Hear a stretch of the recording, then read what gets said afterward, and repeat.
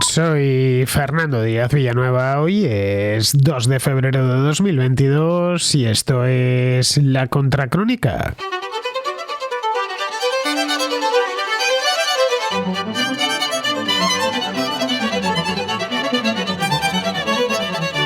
El jueves pasado tomó posesión del cargo Xiomara Castro en Honduras, del cargo de presidenta, quiero decir. A la ceremonia asistieron Kamala Harris y también asistió Felipe VI, que viajó desde España para asistir a la toma de posesión. Esto es habitual que la corona española o envíe al príncipe o envíe al rey en ejercicio. Ahora, como la princesa es todavía muy joven y está estudiando en Inglaterra, pues es el rey el que va a estas cosas. Mientras ello, Xiomara Castro se dirigió a sus simpatizantes y les dijo que había heredado un país en bancarrota con una deuda impagable. Esa es, según Castro, la causa de que tantos hondureños hayan tenido que abandonar Honduras en los últimos años. Mucho más al sur, en Chile, dentro de poco más de un mes, el día 11 de marzo exactamente, Gabriel Boric se convertirá en presidente de Chile. En estos momentos se está realizando ya el traspaso de poderes entre la administración saliente de Sebastián Piñera y la entrante de Gabriel Boric, de la que ya sabemos algunos nombramientos, como el del ministro de Hacienda, que estará ocupado por el Ministerio de Hacienda, que estará ocupado por Mario Marcel, es el actual gobernador del Banco de Chile. Castro y Boric son las dos nuevas caras de la izquierda hispanoamericana, que está recuperando terreno después de una década en la que habían pintado bastos para ella. Se espera además que no sean los últimos. Este año habrá elecciones en Brasil, habrá elecciones en Colombia, en las que los candidatos de izquierda llevan la delantera en las encuestas. De ganar, se sumarían a Boric, a Castro y al peruano Castillo, que gobierna en Perú desde hace ya un semestre en medio del caos más absoluto.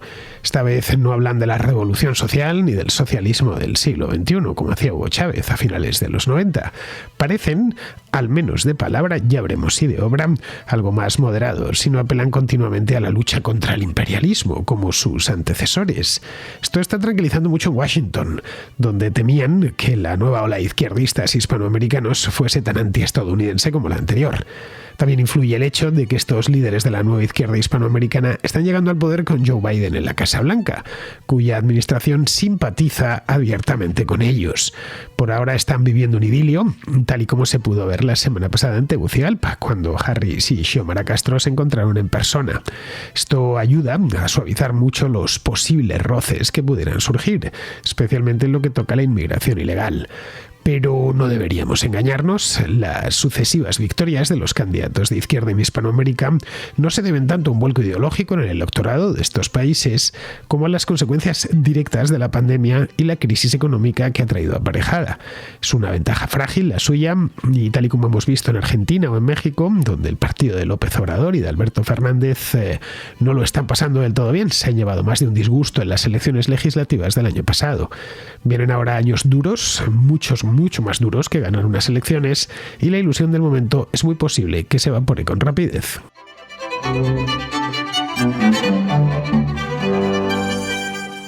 La izquierda hispanoamericana atraviesa un momento dulce. El año pasado se celebraron elecciones en Chile, en dos tandas, en dos vueltas. Se celebraron elecciones también en Honduras y se celebraron elecciones en Perú. De hecho, Perú fue el país que abrió el año electoral.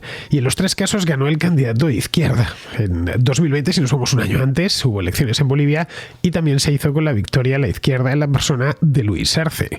Meses antes, en Argentina, los peronistas recuperaron el poder tras 4 años de gobierno de Mauricio Macri. Macri llegó justo, apenas 3-4 meses antes de la irrupción de la pandemia en nuestras vidas. Si nos vamos incluso un poquito antes, el año 2018, para que veamos que esto tiene sus precedentes, Andrés Manuel López Obrador alcanzó la presidencia de México. La tendencia, como vemos, es obvia, aunque hay algunas excepciones, como en toda tendencia. En Uruguay, a finales de 2019, pues coincidiendo con las elecciones argentinas, Luis Lacalle Pou sacó al Frente Amplio, que estaba en la presidencia pues desde hacía 15 años ya. Y en Ecuador, hace justo un año, en febrero del año pasado, Guillermo Lasso hizo lo propio con los herederos de Rafael Correa, al menos herederos de nombre, que no necesariamente de espíritu. Pero lo de Uruguay y Ecuador, ya lo hemos visto, son excepciones. La tónica general es que la izquierda vuelve a Hispanoamérica. Lo estamos viendo en distintos países y más que se pueden apuntar a lo largo de este año. año, además dos países muy grandes como son Brasil y Colombia. Este año hay elecciones en los dos países. Las de Colombia son a dos vueltas, el 29 de mayo y el 19 de junio, y las de Brasil son mucho más tarde, son el día 2 de octubre. Son dos países muy importantes. Bueno, Brasil es el país más importante de toda la América hispana y el más importante porque es el más poblado, evidentemente, y luego Colombia es el tercero más poblado de toda Hispanoamérica. Así que estamos ante un año que yo diría casi más importante que el año pasado desde el punto de vista electoral. Pero en los dos casos, tanto en Brasil como en Colombia, los candidatos de izquierda, que todavía no están del todo fijados, especialmente en Brasil, aunque nos podemos hacer una idea de quiénes podrían medirse. Uno de ellos es Luis Ignacio Lula da Silva, que ya fue presidente durante muchos años. Bien, en ambos casos los candidatos de izquierda aventajan en las encuestas a sus adversarios de derecha, por lo que el vuelco ya podía ser pues casi continental. La última vez que sucedió algo así, la última vez que Hispanoamérica se tiñó de rojo, por si queremos utilizar ese color, fue hace 15 años, cuando comenzaron a proliferar gobiernos de inspiración bolivariana por todo el continente. Yo lo recuerdo a la perfección. Empezó todo en Venezuela, fueron las elecciones de 1998, pero Chávez empezó a gobernar propiamente en 1999 y a hacer sus reformas, más que una reforma, fue una ruptura completa con el régimen anterior, ya ese mismo año, nada más llegar al poder. Se le ocurrió una constitución y a partir de ahí le cambió el nombre al país, le llamó República Bolivariana de Venezuela, y bueno, la Venezuela que conocemos hoy en 2022 es heredera de aquella victoria electoral. Pero no se quedó solo. A partir de ahí le siguió Argentina en 2003 con Néstor Kirchner, después de una crisis que hubo en Argentina muy potente desde 2001, con varios presidentes interinos, por supuesto, los argentinos en la ruina, muchos yéndose del país, en fin, que de todo aquel quilombo, por emplear la terminología propia argentina, el heredero final fue Kirchner. Bolivia, Ecuador y Nicaragua se apuntaron a la alternativa bolivariana en 2006, entre 2006 y 2007, con Evo Morales, Rafael Correa y Daniel Ortega. Paraguay se subió al tren en 2008 con Fernando Lugo, que no duró mucho, todo hay que decirlo. Honduras en 2009 con Manuel Zelaya, el marido, por cierto, de Xiomara Castro, no es por nada. Manuel Zelaya duró menos incluso que Fernando Lugo. Y por último en Perú, que fue algo así como el epílogo, con Ollanta Humala. Mira, aquello era un bloque muy organizado que en cierta medida se había hecho, podríamos decir, desde arriba. A la cabeza muy bien organizado y con una hoja de ruta más o menos común. A la cabeza se encontraba Hugo Chávez, que era el padrino de todos ellos. Y detrás de Hugo Chávez, a modo de inspiración máxima, estaba el régimen cubano de los hermanos Castro. Fidel Castro, recordemos, todavía vivía y gozaba de cierta salud, por lo menos hasta 2006, cuando fue ya sustituido por su hermano. Los Castro básicamente lo que hacían era dirigir la orquesta bolivariana. Podría decir que la dirigían desde atrás, pero no. Era tan evidente su influencia que no les hacía falta ni ocultarse. A instancias de Hugo Chávez, en aquel entonces se crearon algunas organizaciones internacionales, algunas que empezó a hablarse en aquel entonces de ellas y que no han tenido, la verdad, y han pasado ya los suficientes años como para sacar conclusiones y hacer balance, no han tenido mucha suerte, desde luego. En el momento se vio que aquello iba atado a que el chavismo se mantuviese y efectivamente así ha sido. Como el chavismo se ha mantenido, pero de aquella manera, pues sus organizaciones internacionales, el nuevo marco de relaciones internacionales que quería crear sobre su revolución bolivariana, pues también se ha visto perjudicado. Es cuando apareció la Alianza Bolivariana para los Pueblos de Nuestra América, si es como se llamaba, más conocida como ALBA. Apareció en aquel entonces también la Comunidad de Estados Latinoamericanos y Caribeños, la CELAC, o la Unión de Naciones Suramericanas, que se conoce o es más conocida como UNASUR. Pero hoy la CELAC sigue teniendo algo de actividad. Siguen haciendo cumbres y siguen teniendo algo, no mucha, pero algo de actividad. Aunque Brasil se retiró en el año 2020. Y claro, que se te vaya un país tan importante, pues se nota. Pero el ALBA y UNASUR son ya, no sé cómo denominarlos, sin faltar al respeto, pues son espectros esencialmente, espectros de otro tiempo. El ALBA solo lo integran Venezuela, Cuba, Nicaragua, Bolivia y algunas islas pequeñas del Caribe. En UNASUR solo quedan Venezuela, Bolivia y después Surinam y Guyana, que son países pequeños, cercanos pegados a Venezuela sin demasiada importancia. Y en UNASUR, de hecho, no realizan una cumbre desde hace 8 años, desde el año 2014. La América bolivariana, en definitiva, podríamos decir, sin miedo a equivocarnos, que ha pasado a mejor vida. Quedan, evidentemente, todavía, pues el que tuvo retuvo, ¿no? Pues queda en Cuba, que era la madre del cordero de todo, queda Venezuela, por supuesto, queda Bolivia y queda Nicaragua. Algo así como guardianes de las esencias, pero nada más. Desde luego, el sueño ese de una América bolivariana, el sueño que tenía Hugo Chávez en torno al año 2005-2006 y que por un momento parecía que le iba a terminar saliendo, pues se esfumó hace bastante tiempo. La izquierda hoy en Hispanoamérica, la izquierda post-chavista o post-socialismo del siglo XXI, se ha descentralizado.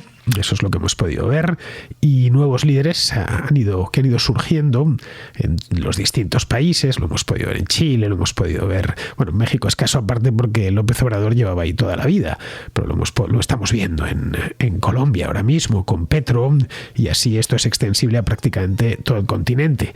Estos nuevos líderes izquierdistas son más producto de factores propiamente nacionales, casi siempre relacionados hoy por hoy con la pandemia y con todos los sufrimientos y los problemas económicos que ha traído, que de una gran ofensiva más o menos centralizada como la bolivariana, como sucedió a principios de este siglo.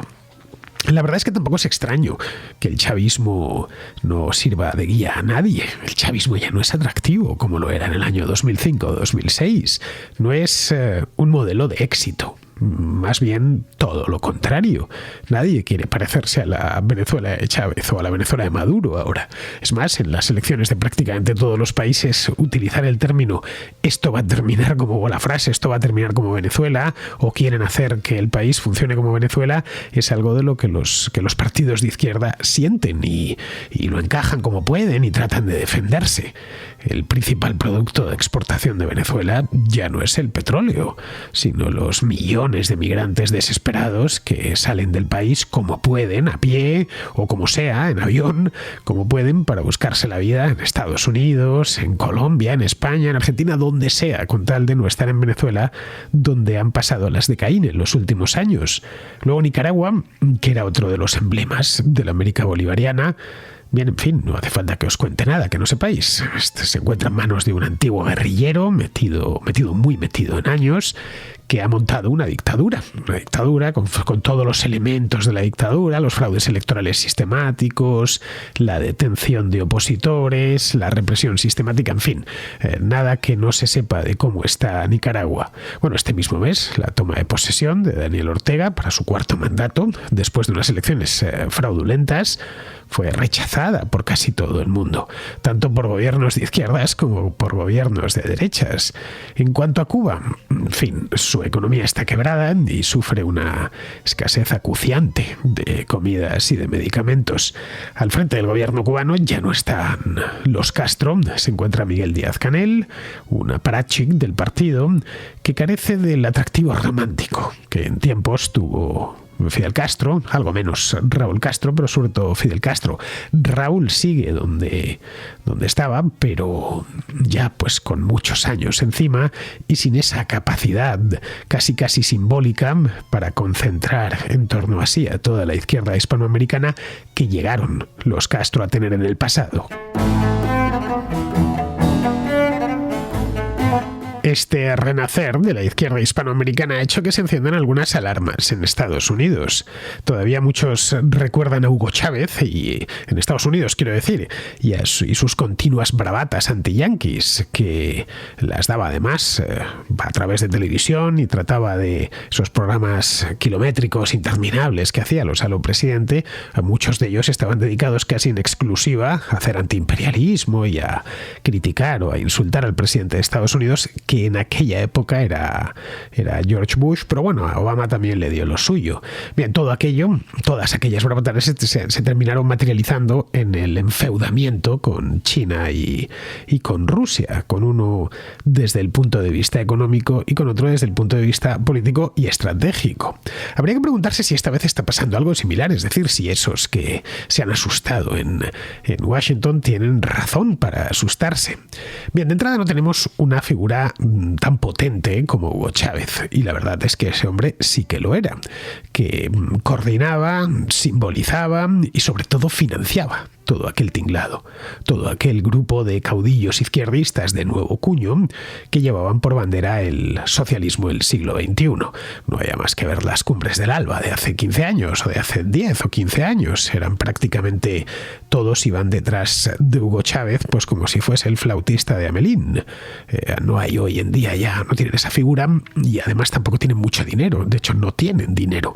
No hay petrodólares venezolanos esta vez, corriendo con los gastos de toda la fiesta, porque la propia Venezuela está más que ayudar, no puede, está para que la ayuden. Tampoco existe una situación similar a la de hace 20 años. Pretender que las cosas no cambian es absurdo, las cosas cambian. En 20 años cambian muchas cosas, empezando por la propia demografía y otras muchas cosas que vienen aparejadas con la demografía. En los dos últimos, además, hemos tenido un suceso de alto impacto como ha sido la pandemia.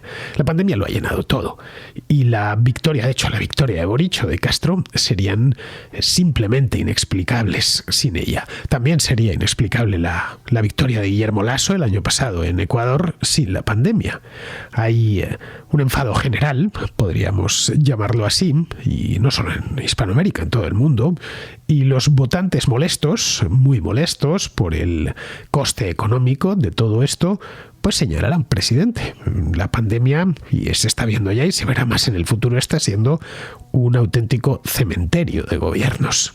Al que le toca una cosa de estas, pues ya sabe a lo que se tiene que exponer. En algunos casos los gobiernos lo han gestionado mejor, en otros casos peor, pero en todos los casos ha sido muy irritante para los gobernados, porque esto les ha empobrecido, porque esto les ha hecho pasar mal rato continuo. En muchos casos, sobre todo en países como algunos de los sudamericanos, ha ocasionado muchísimas víctimas mortales, enfermedades, sistemas sanitarios que no estaban preparados. En fin, lo que contaba aquí o he estado contando aquí a lo largo de los 2 últimos años, de los problemas que ha generado una emergencia sanitaria como esta en muchísimos países de Hispanoamérica. Bien, lo que pasó en Ecuador creo que es clarísimo el año pasado, o lo que ha pasado en Argentina y México en las elecciones legislativas de 2021. Sufre el que está en el poder, sin importar el programa que traiga bajo el brazo. Luego hay otro elemento importante a tener en cuenta. La victoria de Xiomara Castro, o de Pedro Castillo en Perú, o de Alberto Fernández, si nos queremos ir antes, o de Gabriel Boric últimamente, no ha sido en ningún caso una victoria arrolladora. No tienen una oposición débil y fracturada, como la que se encontró, por ejemplo, Hugo Chávez al llegar en 1999, que su victoria sí fue mucho más arrolladora y, sobre todo, se encontró con que enfrente no había nadie. Estoy convencido que a muchos de ellos, empezando por Castro y terminando por Boric, les encantaría tener una oposición jibarizada, reducida a la mínima expresión y además peleada entre ella, pero no es el caso. Son presidentes, pero presidentes con un contrapeso, que es el Congreso, el Parlamento, o como le llaman o la Asamblea, o como le llaman en cada uno de los países. En Bolivia exactamente lo mismo. Luego, muchos de estos países, a lo largo de los últimos 20 años, a menudo a la fuerza, han ido fortaleciendo algunas instituciones públicas, el Estado de Derecho. O sea, han aparecido seguros institucionales que impiden cambios radicales o por lo menos los dificultan mucho. O la apertura repentina de procesos constituyentes sin demasiadas garantías, más que la pura emoción y la propaganda, desde el poder, como hizo Hugo Chávez en Venezuela en 1999. No lo sé, quizá por eso mismo, esta nueva ola de izquierdas en Hispanoamérica llega con un tono mucho más suave que el anterior. El tono de los mensajes, de lo que dicen, lo que escriben, incluso hasta de la propaganda es mucho más suave. No parece que les interese demasiado la tradicional retórica antiimperialista de la época de Chávez. No fundamentan lo suyo en un antiyanquismo primario. El izquierdista más influyente de Hispanoamérica, que es el presidente de México, que es Andrés Manuel López Obrador, ha realizado solo 2 viajes al extranjero, desde que es presidente, ojo, y este es el más antiguo de todos, fue el primero en llegar. Y ambos los ha hecho a Estados Unidos. No ha viajado a México, bueno, México no es que no ha salido ahí porque es donde vive, no ha viajado a Argentina, no ha viajado a Colombia, por supuesto, no ha viajado a Venezuela a darle una palmada en la espalda a Nicolás Maduro. Luego en Argentina, si nos vamos al otro extremo del continente, es común, esto lo leí, me llamó mucho la atención, porque muchos peronistas y simpatizantes de Alberto Fernández se refieren al presidente de Estados Unidos, a Joe Biden, como Juan Domingo Biden.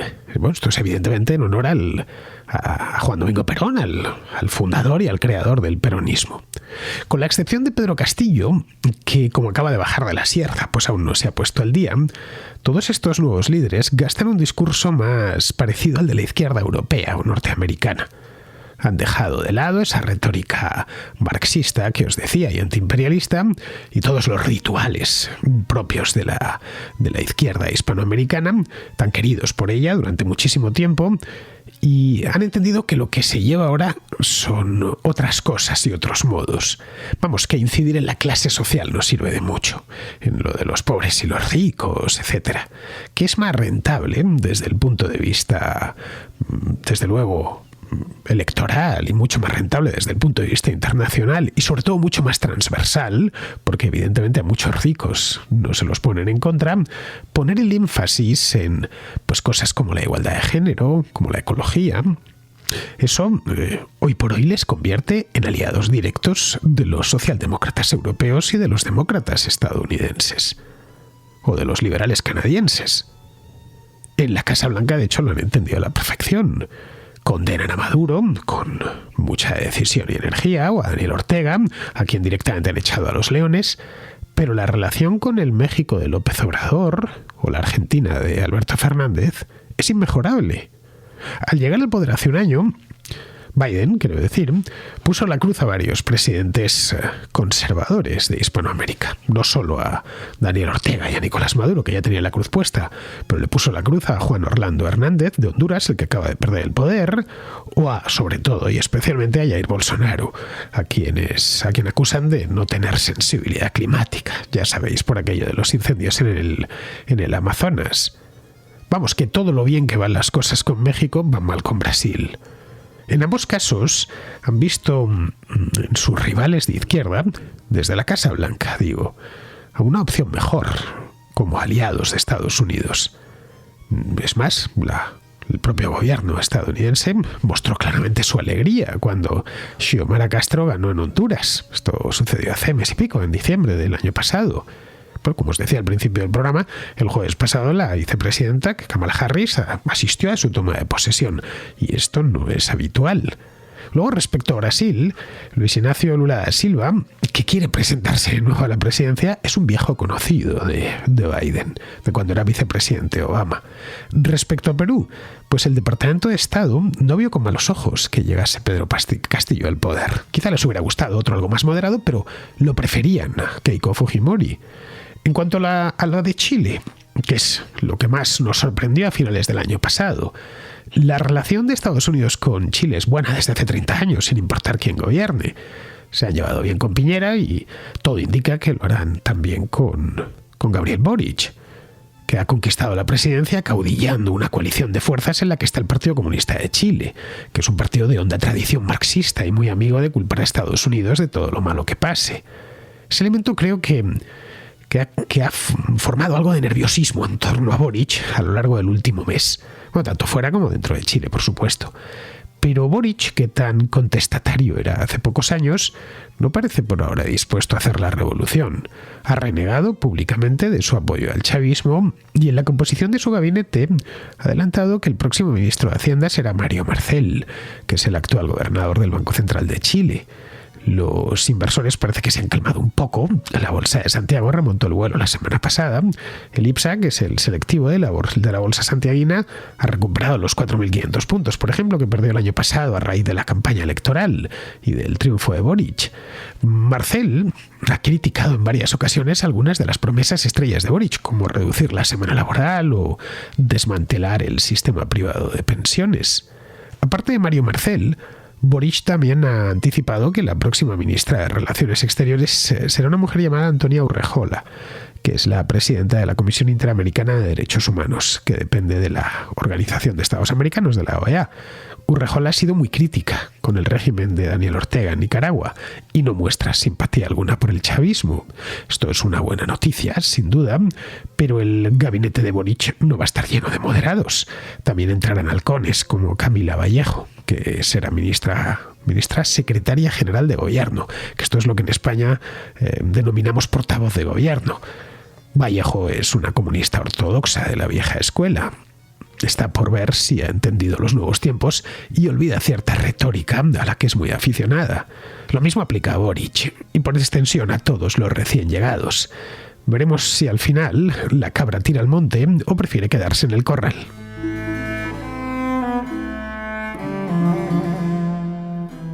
Vamos con la contrarréplica. Empezamos con Nicolás de Bolivia, que nos comenta el tema este de ayer, el de Rogan, el Yang y Spotify. Hola Fernando, ¿cómo estás? Saludos. Te mando esta nota de voz como un comentario a tu podcast relacionado a la polémica ocasionada por el tema de Joe Rogan en Estados Unidos. Yo al señor Rogan lo escucho hace bastante tiempo. Es uno de los podcasts que me gusta escuchar. Porque, bueno, como tú lo dijiste, es uno de los podcasts más escuchados en el planeta y gracias a eso él tiene una asistencia a ciertos personajes muy interesantes. En otras palabras, en Estados Unidos se ha convertido de que quién es quién en su rubro tiene que aparecer en ese programa. Por ejemplo, estuvo Elon Musk, estuvo también Bernie Sanders, para que te des una idea. Generalmente escucho clips, porque los programas que él maneja son programas larguísimos, de 2 a 3 horas. Eso es bueno y malo, obviamente, ¿no? Ponerte a escuchar un programa entero requiere mucho tiempo. Prefiero mucho más el formato, por ejemplo, que tú manejas, en el cual tienes entre 30 a 40 minutos o 1 hora cuando hablas de la contrahistoria, porque permite no cansarse, ¿no? Pero es muy interesante porque si te pones a pensar, cuando tienes un personaje que te interesa, puedes profundizar mucho. Este señor, yo me acuerdo de él cuando vivía en Estados Unidos, manejaba un programa que se llama Fear Factor, que era nada que ver, era un programa en el que iba la gente y hacía locuras, se tiraba en helicóptero, comía arañas, era una competencia de esto. Y también creo que él competía y está muy involucrado en este mundo de las luchas de jaula, algo que a mí no me interesa en nada. Entonces, es bastante peculiar que una persona así se haya convertido en el entrevistador por excelencia de Estados Unidos. Prácticamente es como el heredero de Larry King, si te pones a pensar. Pero lo que él tiene es, aparte de ser, él es un comediante, porque es un tipo bastante chistoso, es muy buen conversador. Entonces, imagínate en 3 horas sobre un tema que te interesa, él puede profundizar y a medida que hace las preguntas que haría uno, digamos, a veces, ¿no? Es por ello que esta polémica me parece estúpida, estés o no estés de acuerdo con la gente que haya entrevistado, porque como él también dice en el video que él manda, inicialmente entrevista a Michael Osterholm, que es un virólogo muy respetado allá, que tiene libros previos sobre temas del coronavirus, previos a la pandemia me refiero. Y cuando comenzó la pandemia, yo me acuerdo que vi la entrevista y me dio una muy buena idea de qué es lo que iba a ser el virus o qué es lo que se sabía en ese momento. Entonces, la calidad del entrevistado varía, obviamente, ¿no? Si es que estás de acuerdo o no. Y curiosamente, el señor Rogan, él es declarado de izquierdas, o sea, bueno, la izquierda norteamericana, ¿no? Le llaman liberal, pero es un tipo razonable. Ese tema del transgénero vino de que criticaba el hecho de que hombres transgénero puedan competir en competencias femeninas, lo cual estoy totalmente de acuerdo con él. Bueno, un poco lo que tú dices es que en cierta forma el hecho de que tú puedas tener entrevistas tan largas ha hecho de que prácticamente el tiempo desaparezca, ¿no? Antes en la televisión tú vas y tenías una entrevista de 15 minutos, a la rápida, se gritaban un rato y de ahí, bueno, pasamos a comerciales y la siguiente, ¿no? Hoy en día ya no, y eso es algo que se nota que a las grandes cadenas televisivas está asustando, porque la afluencia que tiene este señor en relación a algo como CNN es impresionante, con muy poca inversión, obviamente, ¿no?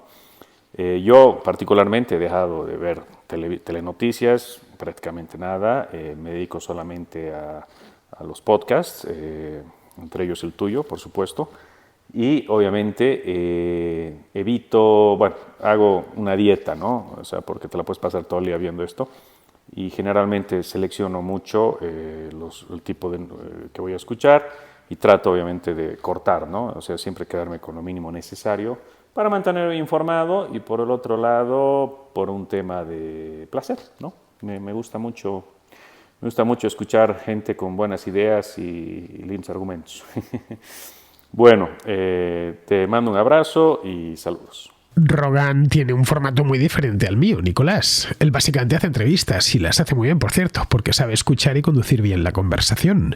A mí me recuerda a Jordi Wild, que es este español que tiene un programa de muchísimo éxito también en internet. Él lleva un invitado y sabe hacer de la entrevista algo muy atractivo. Aunque luego el invitado tampoco sea nada especial, él sabe sacarle el máximo partido, pues algo similar a Rogan. Esto de saber entrevistar es algo que parece dado, pero no, es todo un arte, saber hacer una entrevista. Yo, por ejemplo, no es un género que maneje especialmente bien y por eso no lo trabajo mucho. Hay que conocer los límites de uno. Respecto a lo que comentas de los cambios que se están produciendo en los medios de comunicación, este roce entre Rogan y Young ha venido a poner de manifiesto que la audiencia y el interés se está escapando de los grandes medios y se está refugiando en los nuevos medios, como YouTube o como los programas de radio online y sus plataformas. Yo, por ejemplo, y ojo, el mío es un programa pequeño, tengo una audiencia que jamás hubiera podido ni soñar cuando empecé. Pero bueno, ahí está. Como al final estoy solo todo el día, pues es algo de lo que no soy del todo consciente. Pero lo que tengo claro es que me debo a esa audiencia. No una cabecera, no un editor, no un redactor jefe. Yo creo que el oyente, el contraescucha, lo descuenta. Si quiero tratar un tema o traer a alguien al programa, no hay nadie que pueda impedirme hacerlo. Esto antes lo podías hacer en un pequeño diario local o en una radio de esas comunitarias que solo se escuchaban en tu vecindario y no iban más allá.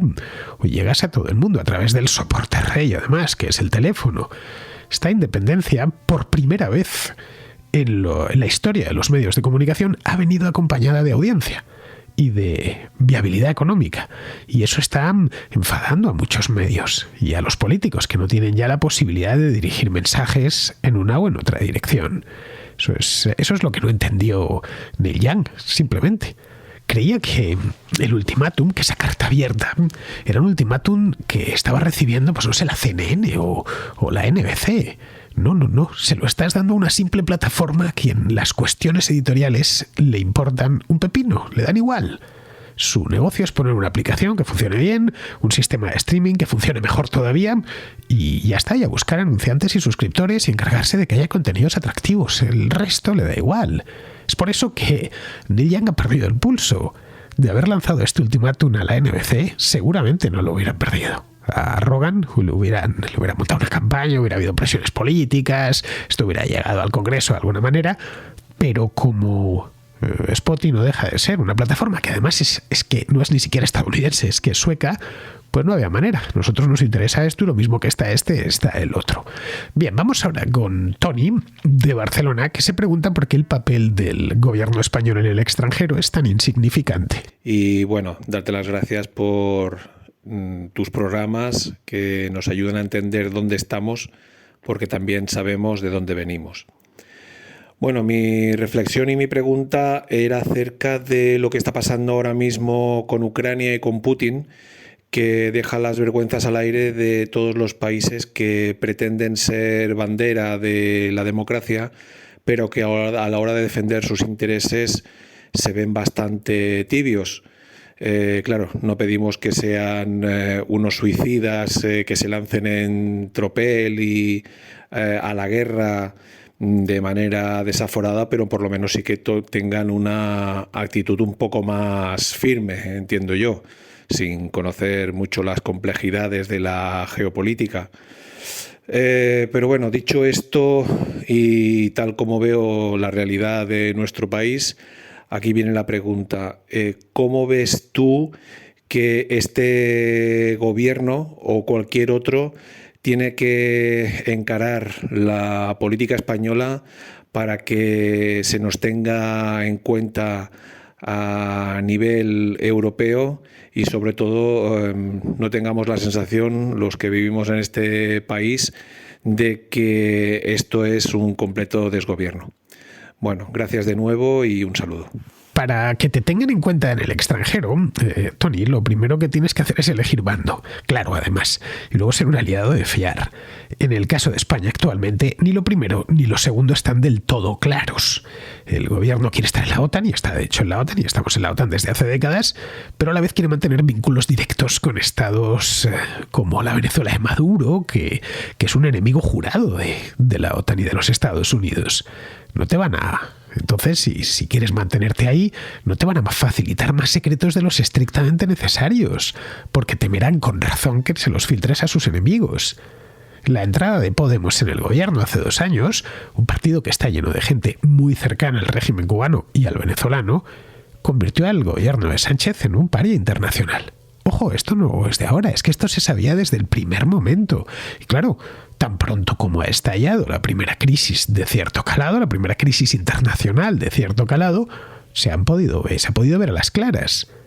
Los aliados no se terminan de fiar de su gobierno. Esa es la razón de que hace 6 meses viajase Sánchez a Estados Unidos y ni se dignase a recibirle no ya al presidente. Es que ni siquiera Kamala Harris le dedicó un minuto. La misma que ha estado, hace unos días voló a Tegucigalpa para ver a Xiomara Castro. No quiso ver a Pedro Sánchez. Luego en Europa es que no les queda más remedio, porque claro, está la Unión Europea de por medio y eso, aunque solo sean las cumbres comunitarias, pues permite que Sánchez se deje ver junto a los líderes europeos, pero no le prestan mucha más atención de la que impone el protocolo, y lo mismo sucede en las cumbres de la OTAN. Así que el primer problema que tiene Sánchez y su gobierno es que tiene a Podemos. Sin ellos en el gobierno la cosa podría empezar a arreglarse y a enderezarse. Hecho esto, pues habría que escoger bando de modo inequívoco y ser muy fiable. Claro, eso lleva algo de tiempo. Felipe González, por ejemplo, lo supo hacer muy bien, pero no Adolfo Suárez, de quien Estados Unidos desconfiaba porque no tenía muy claro de qué iba. Con Sánchez pasa algo similar, agravado por la presencia en su gobierno de ministros y secretarios de Estado que están relacionados directamente con el castrismo, con el chavismo. Vamos, que está pasando lo que tenía que pasar. Bien, vamos ahora con Carlos, que es un venezolano que se pregunta por la hispanidad como realidad política. Buenos días, Fernando, ¿cómo estás? Bueno, ante todo felicitarte por tu programa, realmente un oasis de racionalidad, sensatez e información. Quería comentarte lo siguiente. Yo desearía tomar contacto contigo para ver si tratamos el tema de la hispanidad desde una perspectiva distinta. Este tema de la hispanidad y su defensa ha tomado cierto auge, me parece, a partir del libro de Roca Barea, Imperiofobia. Y esto, bueno, también ha llegado a Hispanoamérica. Yo soy venezolano y puedo dar fe de ello. Y esto es una estela que a mí me parece importante, ¿no? Y un punto de defensa que a mí me parece muy pertinente. Sin embargo, me parece que las personas que están metidos en estos temas, con todo el derecho que tienen para ser así, lo hacen desde una perspectiva muy, muy anclada en el pasado y generalmente con visiones un tanto colectivistas. Yo quisiera, a mí me parece importante ver esto, si bien no podemos prescindir del pasado en forma alguna, y me parece que es algo que hay que trabajar a fondo, pero me parece muy importante ver qué tenemos ya y qué podemos hacer ya a partir de lo que tenemos como bloque histórico-cultural, para que ese bloque histórico-cultural encuentre cada vez más procesos de cohesión y no dinámicas centrípetas o centrífugas, perdón, en las que estamos generalmente metidos, ¿no? Entonces me gustaría hablar contigo sobre esto en algún momento, ojalá que tengas tiempo, para ver si pudiésemos hacer un programa sobre esto. La hispanosfera no es un bloque político, es un bloque lingüístico y cultural. Vale, es cierto que con la cultura y la lengua viajan otras muchas cosas, entre ellas las ideas políticas. Pero, claro, al tratarse de un ámbito tan vasto, estamos hablando de 500 millones de personas repartidas en 3 continentes, en 2 hemisferios, millones de kilómetros cuadrados, pues es imposible que políticamente se sincronice. Las circunstancias históricas y la demografía de los distintos países son distintas. No sé, la de España y El Salvador, por caso, son muy diferentes, por lo que nos entendemos mutuamente, y pertenecemos al mismo ámbito cultural, pero políticamente son 2 países muy distintos. Sería imposible unificarlos, y además poco recomendable y poco deseable.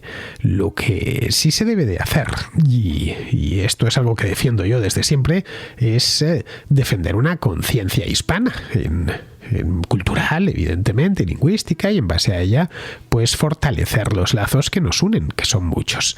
Bien, pues vamos a ir terminando. Vamos con Pizarro, que nos habla pues de toda la historia esta de Neil Young y Joe Rogan, que tanto nos está dando que hablar en los últimos 2 días. Para aducir razones morales en su carta, la actitud de chantaje, destierro e imposición sobre dónde están los límites con los que se despacha Neil son cuando menos llamativos. Neil amenaza a Spotify con su salida si no se atienden sus exigencias, y Neil reclama que se despida a un creador de contenido seguido voluntariamente por millones de personas. Y todo en base al nivel de tolerancia con lo intolerable de Spotify, que no coincide con el suyo, lo que le resulta intolerable. Todo esto no demuestra que José o Spotify sean benéficos, solo que están bailando con un fariseo. Actualmente, la radio a la carta permite elegir contenidos y momentos de escucha con libertad. Palabra que Neil dice conocer, pero no sabe aplicar. Un cordial saludo de Pizarro. Y hasta aquí, queridos amigos, llega la contra de hoy. Mañana es 3, ¿no? Pues mañana día 3 volveré por aquí. Hasta mañana.